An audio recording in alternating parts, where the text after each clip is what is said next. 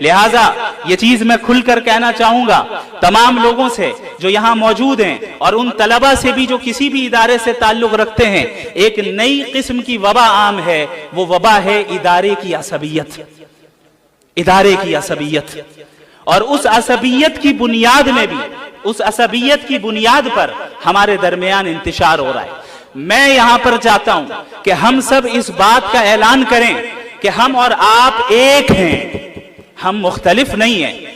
ہم یہ نہ دیکھیں کون ندوی ہے، کون قاسمی ہے، کون مظاہری ہے، بلکہ اس بات کا اعلان کریں کہ ہم ندوی قاسمی عصبیت کی دیوار کو آج ہی منہدم کرتے ہیں۔ ندوہ اور دیوبند ایک ہی ہے، ندوہ اور دیوبند کا مقصد ایک ہی ہے، وہ مقصد اللہ کے دین کی حفاظت اور اس کی اشاعت ہے۔ طریقہ کار میں اختلاف ہو سکتا ہے، جزئیات میں اختلاف ہو سکتا ہے، اور یہ اس امت کی خوبی ہے، اسے تسلیم کرنا ہے۔ اللہ رب العالمین سے میں دعا گو ہوں کہ آپ تمام حضرات کو جزائے خیر عطا فرمائے۔ یہ آپ حضرات کی دعاؤں کا نتیجہ ہے کہ جو کچھ بھی اللہ نے کل ٹوٹی پھوٹی باتیں میری زبان سے کہلوا دی، محض اس کا فضل ہے، اور اس کے بعد آپ حضرات کی دعائیں۔ اور میں ایک چیز اور بتاؤں کہ اس ڈیبیٹ اور مناظرے کو جو انجام دیا ہم نے، اس کی آخری تیاری اسی سرزمین دیوبند میں ہوئی الحمدللہ۔ اور جو بھی ہمیں کامیابی حاصل ہوئی، اللہ کا فضل، آپ حضرات کی دعائیں، اور بالخصوص حضرت مفتی یاسر ندیم الواجدی دامت برکاتہم العالیہ کی توجہ ہے خاص اور ان کی تربیت کا نتیجہ رہا کہ ہم اس مرحلے سے کامیابی کے ساتھ گزر گئے۔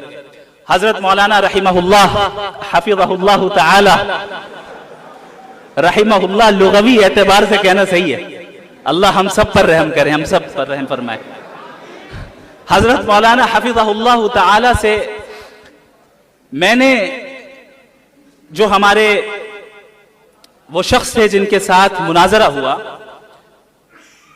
جب میں نے یہ ارادہ کیا کہ انہیں اس مناظرے کی دعوت دینی چاہیے، تو سب سے پہلے میں نے جنہیں فون کیا وہ مفتی صاحب تھے، اور مفتی یاسر ندیم الواجدی صاحب سے میں نے مشورہ کیا اور ان سے پوچھا کہ حضرت آپ کی کیا رائے ہے، کیا یہ قدم اٹھانا چاہیے یا نہیں؟ حضرت نے ہمت افزائی کی اور اجازت دی کہ آپ ضرور یہ کام کریں، انشاءاللہ خیر ہوگا۔ اور اس وقت سے لے کر ابھی تک مسلسل حضرت نے میرا تعاون کیا اور میری مدد کی۔ جو فکر میں ندوۃ العلماء سے لے کر آیا تھا کہ مغربی تہذیب کے خلاف کام کرنا ہے، اور حضرت مولانا ابو الحسن علی ندوی رحمہ اللہ کی تحریروں سے جو فکر مجھے حاصل ہوئی، کیونکہ آپ سب کو معلوم ہونا چاہیے کہ حضرت مولانا علی میاں ندوی رحمہ اللہ اکثر مغربی تہذیب کے خلاف لکھتے تھے، اور اکثر یہ کہتے تھے کہ اس زمانے کا سب سے بڑا فتنہ ہے، اس کا مقابلہ کرنا چاہیے۔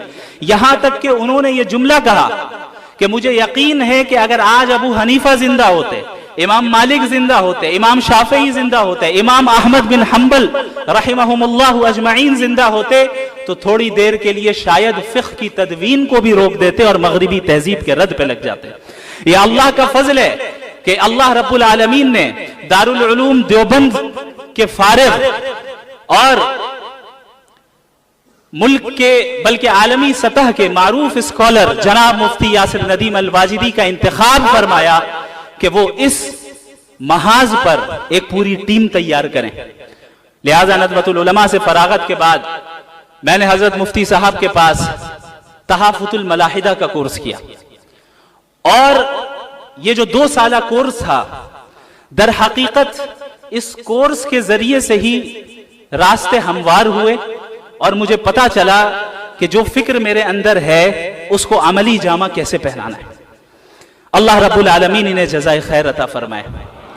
میں اکثر کہتا ہوں کہ حضرت کا احسان میرے اوپر اتنا زیادہ ہے کہ جس طریقے سے امام ابو یوسف کے لیے ابو حنیفہ تھے، جس طریقے سے ابن قیم کے لیے ابن تیمیہ تھے، ٹھیک اسی طریقے سے میرے لیے حضرت مفتی یاسر ندیم الواجدی دامت برکاتہم العالیہ ہیں۔ اللہ رب العالمین ان کی عمر میں برکت عطا فرمائے، ان کے فیض کو عام فرمائے، ان کو صحت عطا فرمائے، اور ان کی निगरानी में हम सब को काम करते रहने की तौफीक अता फरमाए। कुछ दिनों से मैं ये सोच रहा था कि आखिर क्या वजह है कि इन साहब के साथ मुनाजरा करने के लिए अल्लाह ने मेरा इंतखाब किया। क्या ही बेहतर होता कि हजरत मुफ्ती यासिर नदीम अल वाजदी साहब मुनाजरा कर रहे होते। तो बड़े गौर व फिक्र के बाद ये बात मेरे जहन में आई कि शायद अल्लाह रब्बुल आलमीन को हजरत मुफ्ती यासिर नदीम अल वाजिदी को ऐसे मकाम पर फायज करना था जहां से वो ये कह सके कि भाई तुझसे तो मेरा शागिर्द ही निमट लेगा। अल्हम्दुलिल्लाह। I love you to. बारकल्लाहु फीकुम। इंशाअल्लाह ताला ये सिलसिला दीन की हिफाजत का जारी रहेगा और आप हजरात को देखकर ये उम्मीद करता हूं और ये मुझे एहसास होता है कि इंशाअल्लाह आप में से हर एक फर्द जदीद फितनों का मुकाबला करने के लिए तैयार होगा। जितने फितने सर उठाएंगे इंशाअल्लाह हर घर से शमाइल उठेगा। इंशाअल्लाह जितने भी फितने उठे इंशाअल्लाह इस दीन की हिफाजत करने के लिए हर सदी में रिजालुल्लाह खड़े होंगे। जिस तरह हर जमाने में ऐसे रिजालुल्लाह को अल्लाह ने पैदा किया कि वो अपने अपने जमाने के फितनों को उन्होंने कुचल कर रख दिया और उन जंजीरों को तोड़ कर रख दिया। इस जमाने में अल्लाह रब्बुल आलमीन ने मगरिबी तहजीब के फितने के मुकाबले के लिए जिस जमात का इंतखाब किया है उसकी इब्तिदा के लिए अल्लाह रब्बुल आलमीन ने हजरत वाला का इंतखाब फरमाया है। अल्लाह रब्बुल आलमीन हम सब को तौफीक दे, दीन पर कायम रहने की तौफीक दे, उलूम शरइया को समझने की तौफीक दे, उस पर अमल करने की तौफीक दे। और एक चीज मैं और बताता हूं और उसके बाद मैं अपनी बात मुकम्मल करूंगा इंशाअल्लाह। इस इदारे में रहते हुए आप अपने असातिज़ा की कदर कर लें, अपने असातिज़ा का एहतराम कर लें। याद रखें जो दुआएं आप अपने असातिज़ा से इस वक्त हासिल कर लेंगे उनके नतायज आप अपनी मौत तक देखेंगे और मौत के बाद भी इंशाअल्लाह देखेंगे। मैं फख्र के तौर पर नहीं बल्कि तहदीस बिन नेमत के तौर पर यह बात बताता हूं, सिर्फ इसलिए कि आपको इस बात पर तरगीब दिलाऊं कि अपने असातिज़ा की कदर किस तरह करनी चाहिए। जब मैं नदवतुल उलमा में पढ़ता था तो हजरत मौलाना सईदुर रहमान अल आज़मी दामत बरकातुहुमुल आलिया मुहतमिम दारुल उलूम नदवतुल उलमा के घंटे में अक्सर मैं इस चीज की कोशिश करता था कि मैं ऐसी जगह पर बैठ जाऊं कि हजरत जब किताब पढ़ाकर उठें और बाहर की तरफ जाएं तो हजरत को जूते में पहनाऊं। लिहाजा बाज तलबा के दरमियान मुसाबका होता था कि कौन दरवाजे के करीब बैठ रहा है। मैं वक्त से पहले आता था, वहां बैठ जाता था और यह सिलसिला पूरे साल रहा। जब उनकी क्लास होती उनका दर्जा लगता मैं उन्हें जूते पहनाता। हजरत ने पूरे साल कुछ नहीं कहा। साल के आखिर में जब मैं फारिग हो रहा था हजरत ने यह जुमला कहा कि आपने मुझे जूते पहनाने की जिम्मेदारी आपने ही ले ली है। मैं दुआ करता हूं अल्लाह आपके जरिए से इस दीन का इल्म मशरिक व मगरिब में फैलाएगा। मैं समझता हूं कि ये जो कुछ भी काम कल हुआ ये मेरे असातिज़े किराम की दुआओं का नतीजा है। मेरा इसमें कोई दखल नहीं, कोई भी दखल नहीं। मैंने बस एक चीज की पाबंदी की कि मैं अपने असातिज़ा की बातें मानता था। अगर वो कहते थे कि बाहर ना जाओ तो मैं नहीं जाता था। अगर वो कहते थे कि इस वक्त पढ़ो तो मैं पढ़ता था। मैंने इतना ही किया है। ये उन हजरात की दुआओं का नतीजा है कि अल्लाह रब्बुल आलमीन जिससे जो चाहे काम ले ले।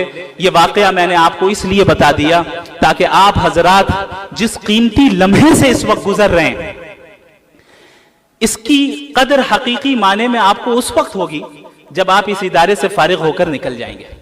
लेकिन कबल इसके कि बहुत देर हो जाए हम और आप इस लम्हे को और इस नेमत की कदर कर लें और इसे गनीमत समझें और अपने असातिज़ा के मशवरों के मुताबिक काम करें और अपने अंदर अल्लाह से ताल्लुक कायम करें।